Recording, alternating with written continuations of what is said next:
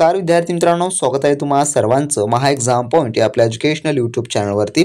तर विद्यार्थी मित्रांनो, येत्या 13 जानेवारीपासून आपली कोकण रेल्वेची परीक्षा सुरू होत आहे। तर त्या परीक्षेपूर्वी कोकण रेल्वेनं आपल्या सर्वांसाठी काही महत्त्वपूर्ण सूचना जे काही लागू केलेल्या आहेत परीक्षापूर्व, जे की प्रत्येक विद्यार्थ्याला माहिती असणं आवश्यक आहे। जर तुम्ही या सूचनांचं पालन नाही केला तर उद्या चालून तुम्हाला जर एक्झाम सेंटरवर गेला तर त्या ठिकाणी तुम्हाला एंट्री देखील मिळणारी नसेल एक्झाममध्ये। त्यामुळे हे सूचना तुम्ही काटोकाट पालन करणं अतिशय महत्त्वाचं आहे आणि या सूचनांचा माहिती असणं व त्यासोबतच तुम्हाला परीक्षेला जाते वेळेस कोणकोणते डॉक्युमेंट्स सोबत ठेवायचे आहेत, कधी तुम्हाला एक्झाम सेंटरवर जायचं आहे आणि जे काही एससी एसटीचे विद्यार्थी आहेत त्यांना फ्री जे काही रेल्वेचा प्रवास आहे तो कोणत्या पद्धतीने करता येणार असेल, या संपूर्ण बाबी या व्हिडिओमध्ये आपण जाणून घेणार आहोत। तर व्हिडिओ खूप इम्पॉर्टंट आहे, व्हिडिओला शेवटपर्यंत आणि काळजीपूर्वक पहा। व्हिडिओमधला कोणताही इन्स्ट्रक्शन तुम्ही मिस करू नका, जेणेकरून उद्या तुम्हाला प्रॉब्लेम येणारी असेल। तर सर्वात प्रथम आपण पाहू, जे काही एससी एसटीचे कॅन्डिडेट आहेत त्यांना जे आहे थोडक्यामध्ये फ्रीचा प्रवास कोणत्या प्रकारे करता येणार असेल। या ठिकाणी तुम्ही पाहू शकता जो काही तुमचा ॲडमिट कार्ड आहे त्यावर देखील त्यांनी या प्रकारचे एक वाउचर दिलेलं आहे। या ठिकाणी पाहू शकता free travel authority for SC ST candidate, जे काही फक्त एससी एसटी कॅन्डिडेटलाच आहेत।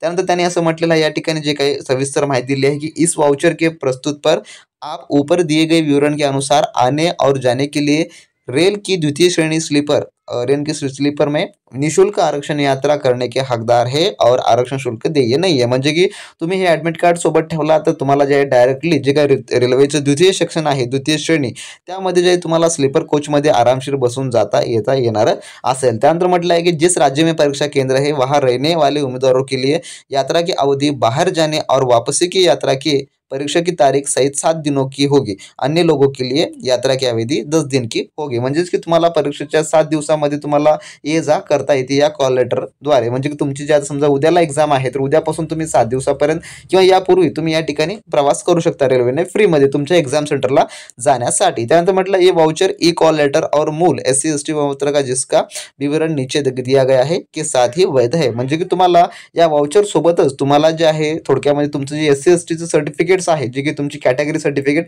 ते देखील त्या ठिकाणी जॉईंट करावं लागणार असेल। जर तुम्हाला या बाबतीमध्ये काही कन्फ्युजन वगैरे असेल तर तुम्ही तुमच्या जवळच्या स्टेशन मास्टरला व्हिजिट करून त्यांना सविस्तर माहिती विचारू शकता। जे काही स्टेशन मास्टर असतात त्या ठिकाणी त्यांना तुम्ही विचारून ते तुम्हाला सविस्तरपणे एक्सप्लेन करतील की तुमच्यापाशी काय पाहिजे आणि काय नको।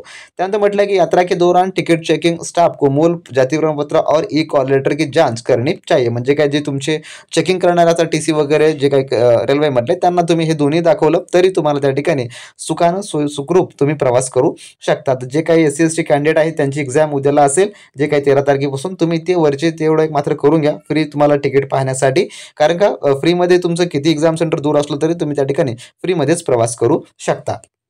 आणि त्यानंतर पाहू आता आपण जे काही आपले इन्स्ट्रक्शन आहेत परीक्षा संदर्भाचे ते आता आपण काळजीपूर्वक पाहून घ्या।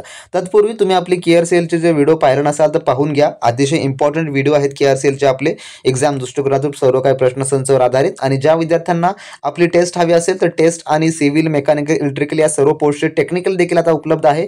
लगेच आपल्या व्हॉट्सअप सेलरला मेसेज करा, डिस्क्रिप्शन बॉक्समध्ये त्यांची लिंक दिलेली आहे। तर 5 मिनिटात तुम्हाला सर्व मिळून जाईल आणि या उर्वरित दिवसांमध्ये तुम्हाला एक चांगली प्रिपरेशन करता येणारी असेल। तर पाहू आपण आता जे काही इन्स्ट्रक्शन आहेत या ठिकाणी। तर पहिली इन्स्ट्रक्शन असे त्यांनी म्हटलेलं आहे की candidate should report at the centre of the examination well in advance of the reporting time indicated on the e call letter to complete activities such as verification of the candidate, capture of biometric, LTI and photo, collections of document, announcement of instructions and logging in extra. म्हणजेच की तुम्हाला जे काही exam centre आहे त्या ठिकाणी वेळेमध्ये पोहोचणं आवश्यक आहे। जे काही तुम्हाला रिपोर्टिंग टायमिंग वगैरे दिलेलं आहे, जे तुमची मॉर्निंग असेल, समजा आफ्टरनून असेल किंवा इव्हनिंग असेल, त्या तिन्ही शिफ्टमध्ये जो रिपोर्टिंग टाईम दिलेला आहे तो तुम्हाला अतिशय क्लिअरली मेन्शन केलेला असतो आणि त्या वेळेत पोहोचणं आवश्यक आहे। त्यानंतर म्हटलं आहे की only those candidates with valid e call letter and original photo ID will be allowed inside the test centre to appear for the examinations. म्हणजे की तुमचं ओरिजिनल फोटो आणि हा जो ई कॉल लेटर आहे म्हणजे की ॲडमिट कार्ड हे आपलं हॉल तिकीट, या दोनच गोष्टी त्या ठिकाणी अलाउड आहेत। आता पाहून घ्या की एक्झामचा रिपोर्टिंग टायमिंग कसा असतो, गेट क्लोजिंग आणि एक्झाम स्टार्ट टायमिंग। तर या ठिकाणी पाहून घ्या जे एकूण 90 मिनिटाचे CBT बेस्ड तुमची एक्झाम आहे आणि यामध्ये समजा तुम्हाला रिपोर्टिंग टाइम 2:30चा दिलाय तर 2:30 वाजता तुम्हाला त्या ठिकाणी उपलब्ध व्हायला पाहिजे। त्यानंतर गेट क्लोजिंग टाइम म्हणजे की गेट क्लोजिंग टाइम हा 3:30चा आहे, तर 3:30च्या नंतर तुम्ही 3:31ला जरी गेला तरी त्या ठिकाणी तुम्हाला परीक्षेमध्ये घेतलं जात नाही। म्हणजे की तुम्हाला डायरेक्ट घरलाच निघून यावं लागणार त्या ठिकाणावर। म्हणून तुम्ही जे आहे जे की 2:30 म्हणजे तुमची ही इव्हिनिंगची शिफ्ट सांगत आहे मी.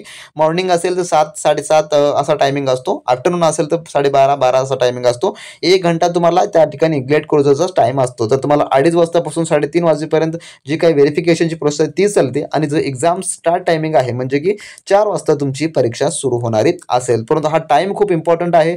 जर वेळेला तुम्ही महत्त्व नाही दिला तर तुम्हाला त्या ठिकाणी परीक्षा देता येणार नाही. म्हणजे की एक्झाम सेंटरवर तुम्हाला घेतलं जाणार नाही तर तुम्ही परीक्षा काय देऊ शकाल. त्यानंतर पुढील चौथा पॉईंट असा आहे, no candidate will be allowed inside the test centre after gate closing time for the date and shift indicate in the call letter. जसं की मी तुम्हाला आता सांगितलं वेळेला महत्त्व आहे. त्यानंतर म्हटलं आहे, candidate are advised to locate their test center and the accessibility at least a day before the test so that they can reach a center on time on the day of the exam test. म्हणजे की तुम्हाला एक दिवस अगोदरच तुमचं centre वगैरे check करून घ्यायचं आहे. कारण का कधी कधी असं होतं की एका नावाचे 2 सेंटर असतात, त्यामध्ये कुठंतरी नाव चेंज केलं राहतं, त्यामुळे आपण कन्फ्यूज होऊन जातो. एक दिवस पहिलं तुम्ही तुमचं सेंटर जाऊन व्यवस्थित कन्फर्म करून घ्या की उद्या तुम्हाला त्या ठिकाणी एक्झामला जायचं आहे, जेणेकरून दुसऱ्या दिवशी तुम्हाला कसल्या प्रकारचा प्रॉब्लेम येऊ नये. त्यानंतर आता पाहू आपण की तुमच्या सोबत कोणकोणते डॉक्युमेंट असायला पाहिजे. तर डॉक्युमेंट्स खूप इम्पॉर्टंट आहे तुम्हाला व्हेरिफिकेशनसाठी. त्या ठिकाणी हे पाहून घ्या. E call letter is to be submitted for verification at the time of the test. In additional at least one original and valid photo identification card. जस की एक्झाम्पल मध्ये त्यांनी फोटोकॉपीड और स्कॅनड और एक्सपायर्ड हे काही चालणार नाही. तुम्ही फोटोकॉपी किंवा दाखवता फोनमधून दाखवतो स्कॅन केलं हे काही चालणार नाही. परंतु such as college ID, employ ID, driving licence, passport, PAN card, voter ID, Aadhaar, e Aadhaar must be presented for following which he she will be not permitted in the exam. Sir समजा तुमच्याकडे यापैकी कोणतं बी एक डॉक्युमेंट असणं अनिवार्य आहे. म्हणजे की तुमची एम्प्लॉय ID असेल, ड्रायव्हिंग लायसन्स असेल, पासपोर्ट असेल किंवा पॅन कार्ड असेल किंवा वोटर कार्ड असेल, यापैकी कोणतंही एक डॉक्युमेंट्स तुम्ही जवळ ठेवा ज्यावर तुमचा फोटो चिटकवलेला असणार आहे. परंतु मी तर म्हणतो तुम्ही तुमच्यासोबत पॅन कार्ड घेऊन जा, तुमचा वोटर ID कार्ड घेऊन जा आणि आधार कार्ड घेऊन जा, जेणेकरून एखाद्या समजा डॉक्युमेंटवर तुमच्या नावाची स्पेलिंग चूक असेल तर परंतु दुसरा डॉक्युमेंट दाखवून तुम्ही त्या ठिकाणी एक्झाम देऊ शकता. कारण का त्या ठिकाणी स्पेलिंग देखील चेक केलं जातं आणि स्पेलिंगमध्ये समजा मिस निघालं तर तुम्हाला तिथून डायरेक्ट घरलाच वाटलं होतं ते. त्यामुळे हे देखील पाळणं महत्त्वपूर्ण आहे. त्यानंतर म्हटलं आहे जे काही KRCL चे एम्प्लॉय आहेत त्यांनी मात्र त्यांचं आयडेंटिटी कार्ड सोबत ठेवणं आवश्यक आहे. जे काही KRCL चे त्यांनी परत कोणत्या पोस्टसाठी अर्ज भरला असेल त्यांना जे आहे त्यांचं एक व्हॅलिड जे काही आयडेंटिटी कार्ड आहे ते तुम्हाला सोबत ठेवायला लागणार आहे. त्यानंतर म्हटलंय की the e call letter is valid only for the test date and shift time as specific thereon. म्हणजे की तुम्हाला हे कॉल लेटर जे आहे जे फक्त त्या एक्झाम आणि तेवढ्या वेळा करता असणार आहे. त्यानंतर हे निरुपयोगी आहे. त्यानंतर पुढचा 9वा पॉईंट असं म्हटलं आहे जे काही इलेक्ट्रॉनिक डिव्हाइस आहे, जे काही वॉच वगैरे असतात आपले, मायक्रोफोन्स, मायक्रो हेडफोन्स हे जे असतात ते कसल्याही प्रकारे या ठिकाणी तुम्हाला वापरायचं नाही आहे. अति हुशारी कराल त्या ठिकाणी तुम्हाला जे आहे सजा देखील होऊ शकतं. त्यानंतर 10वा पॉईंट जे की महत्त्वपूर्ण आहे सर्वांसाठी आणि मी तुम्हाला मागे देखील एक्सप्लेन केलेलं होतं, म्हणजेच की ह्या परीक्षेची भाषा. या परीक्षेचा पेपर जे आहे तुम्हाला तब्बल 5 भाषेमध्ये मिळणार आहे, ज्यामध्ये हिंदी, इंग्लिश, मराठी, कोकणी आणि कन्नड या भाषेमध्ये तुम्हाला मिळणार आहे. थोडक्यामध्ये इंग्लिश, हिंदी, मराठी, कोकणी आणि कन्नड एवढ्या भाषेमध्ये तुम्ही एक्झाम देऊ शकता. तर तुमच्या कम्फर्टेबिलिटीनुसार तुम्ही पाहून घ्या की तुम्हाला कोणत्या भाषेमध्ये क्वेश्चन समजत आहेत. त्यानंतर म्हटलं candidate has to select the language options before starting examination on the day exams. For example if English language opted then question paper can be viewed in only one language which in English. म्हणजे तुम्ही जे भाषा निवडाल त्या भाषेतच तुम्हाला paper त्या ठिकाणी दिसणारा आहे.